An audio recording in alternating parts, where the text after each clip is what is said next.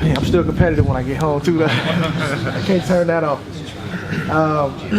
I don't think there's anything wrong with the drive. I think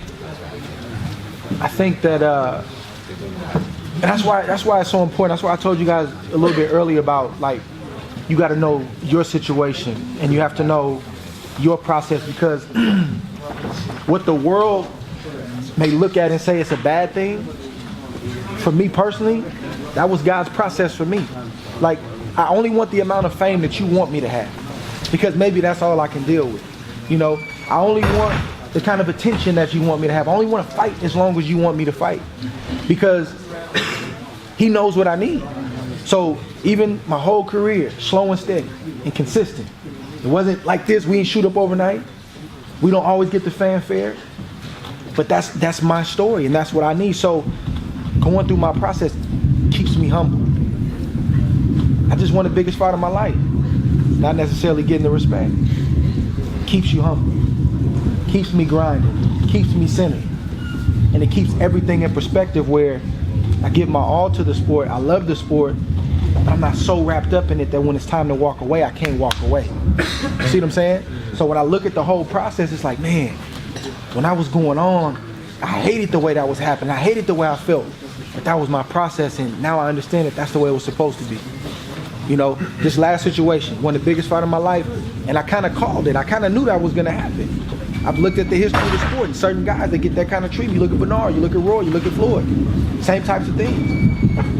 But this is going to work for my good, just like all the other ones have, if I respond the right way to it. So, going through that process, man, allows me to, be excited about going home and kissing my wife and spending time with my kids, man. But again, it's a process. I wasn't 6, 7, 8 years ago. I maybe wasn't where I am today. You see what I'm saying? So. I've noticed you and Floyd have mastered it out of jabbing to the stomach. I'm not gonna lie, I stole that from him. I stole it from him.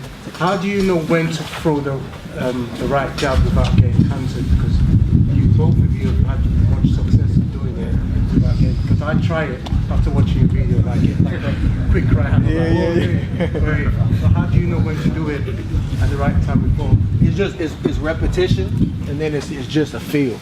Like, I just know. Sometimes I get caught, but it's a reminder. You talking about the jab to the stomach or the right? Yeah.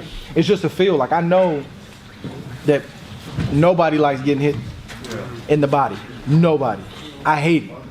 I don't like getting jabbed to the stomach. Sometimes guys will jab me to the stomach. I'm like, man, that's my move. You can't use that on me. But I hate it. You're getting stabbed in the stomach. A lot of guys don't work on it and don't know how to do it.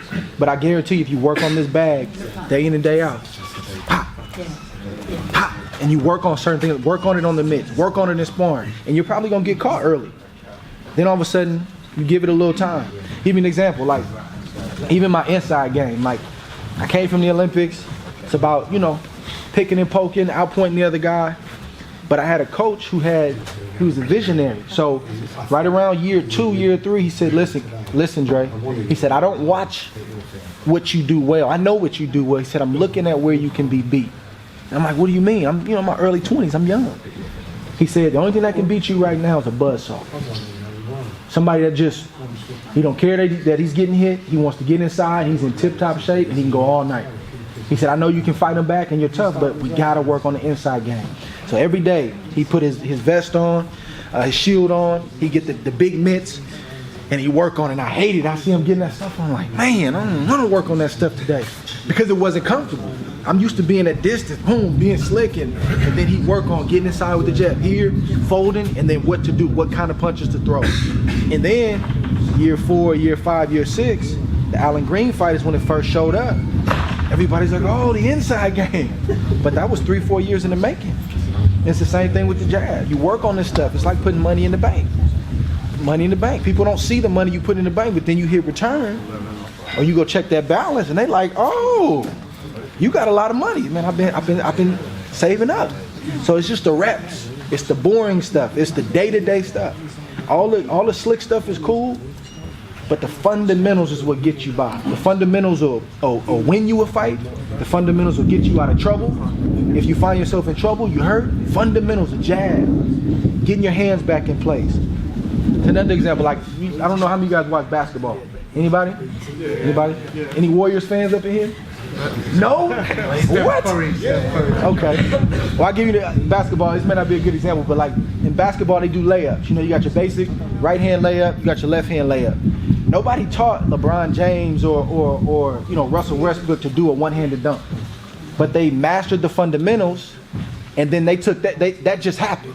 So you'll learn how to do the check hook. You'll learn how to throw 3 hooks at a time off of the fundamentals. You work on the fundamentals, then that's gonna come. You'll know when to put a little flavor on it. But if you're working on the flavor all the time and not the fundamentals, you're gonna need it. So it's the same thing with the jab. Just work on it every single day.